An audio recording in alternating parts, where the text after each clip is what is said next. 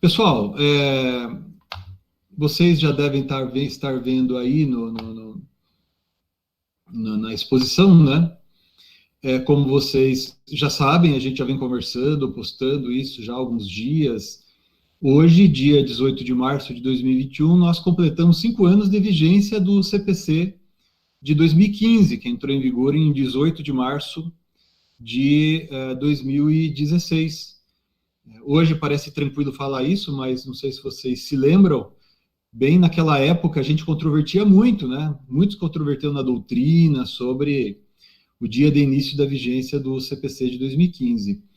E como aqui no escritório tantos de nós estudamos com tanto afinco, né? Seja naquela época de transição, seja ao longo desse nosso tempo, em que a gente tem vivenciado esses problemas de aplicação do código de 2015, estávamos conversando e a gente concluiu que a gente não poderia deixar passar batido, né, deixar passar sem uma lembrança, pelo menos, esse aniversário de vigência do Código de Processo Civil.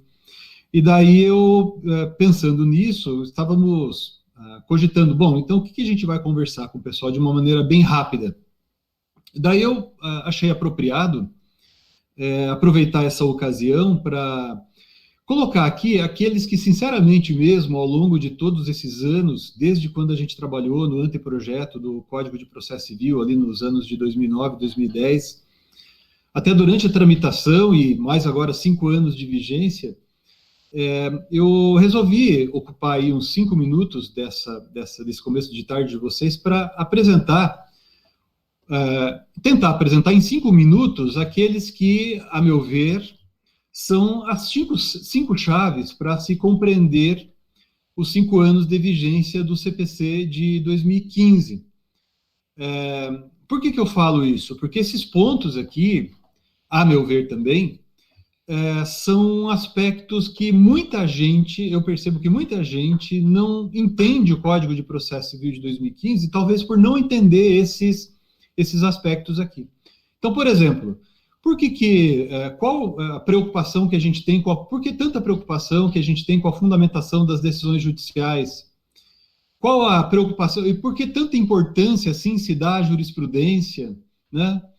Por que vem se incrementando ao longo dos anos aí a atipicidade das executivas? E por que se tornou tão importante, pelo menos a meu ver, é muito importante, a atuação da advocacia nesse contexto novo? Porque me parece que não é correto falar mais, não é apropriado falar mais em novo CPC, porque ele já não é tão novo assim. Mas, inegavelmente, muitos de nós ainda o enxergamos como novo e tentamos aplicar o CPC de 2015 com a cabeça do velho CPC. Então, peço a vocês aí, nesses 5 minutos, vou ser bem rápido, né, para tentar só apenas para a gente pontuar, lembrar, recordar pelo menos quais seriam esses 5 pontos. O primeiro ponto, a primeira chave, a meu ver, por que o CPC é assim, por que o CPC se apresenta desse modo e por que isso causou um choque em relação para aqueles que foram, digamos assim, construídos ou tiveram sua cabeça construída com base no Código de Processo Civil de 73. Vejam, o Código de 73 foi concebido com base em uma sociedade muito mais simples, uma estrutura social, econômica muito mais simples, e, consequentemente, o direito material era igualmente mais simples, né? Então, muitos de vocês devem ter estudado, como eu, aquele professor passando no quadro, né? Caio, vende a Tício um cavalo, né? Essas situações não acontecem mais. Inclusive, nós aqui no escritório, né, a cada dia que passa, a gente se depara com situações ainda mais complexas, com peculiaridades mais refinadas, e é uma circunstância social essa em que vivemos, em que tudo muda muito rapidamente. Já era assim antes da pandemia, né? A Covid intensificou essas transformações, e o mundo que nos aguarda, quando, se Deus quiser, a gente superar esse momento complicado, né, será também um mundo de contínua transformação.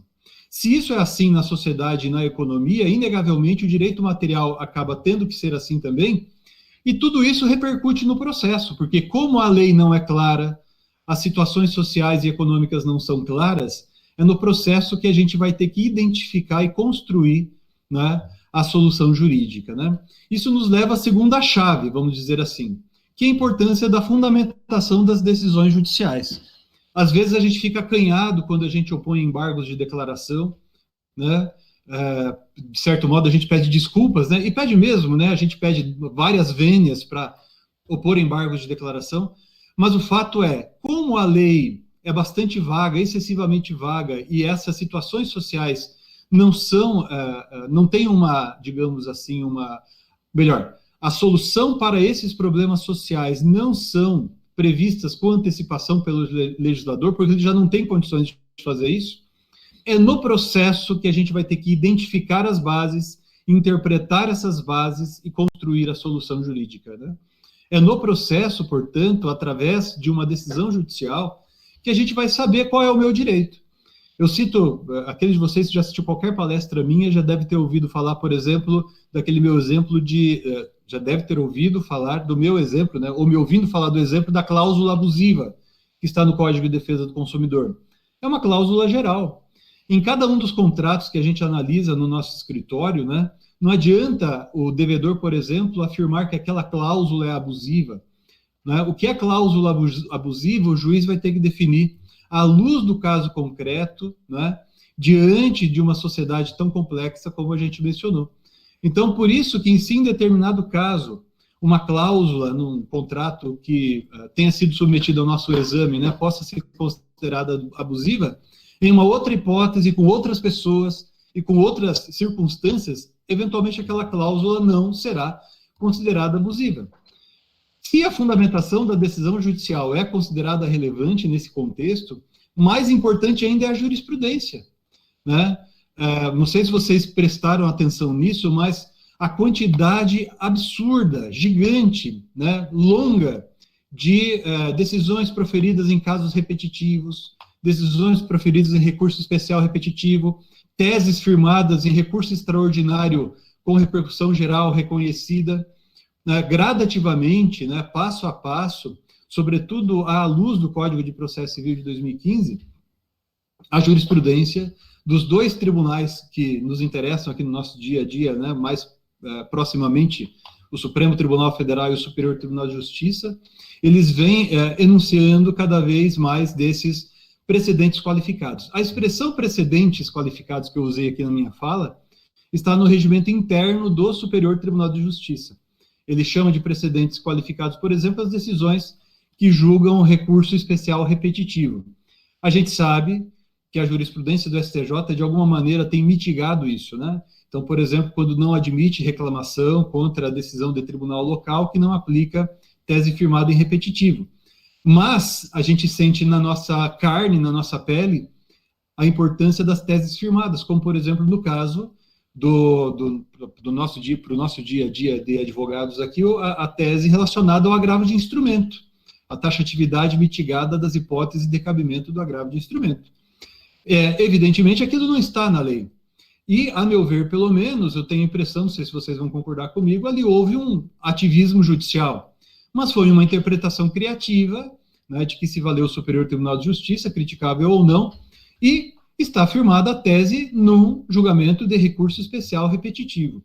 Isso, pessoal, a tendência é que isso cada vez mais se amplie entre nós, né? Cada vez mais se amplie entre nós. Consequentemente, pessoal, um outro ponto e outro passo, isso tem a ver com algo que a gente conversou com alguns clientes nossos numa reunião, na verdade advogados, né, internos de clientes nossos numa reunião hoje pela manhã, como essa sociedade é extremamente diversificada e a lei não dá conta de resolver os dilemas, amplia-se a importância de instrumentos atípicos de tutela jurisdicional. Isso é extremamente importante, sobretudo em escritórios como o nosso, né, em que a gente atua, sem dúvida alguma, a imensa maioria dos nossos processos tem a ver com execução, tem a ver com processos de execução, tem a ver, portanto, com a realização de direitos, né?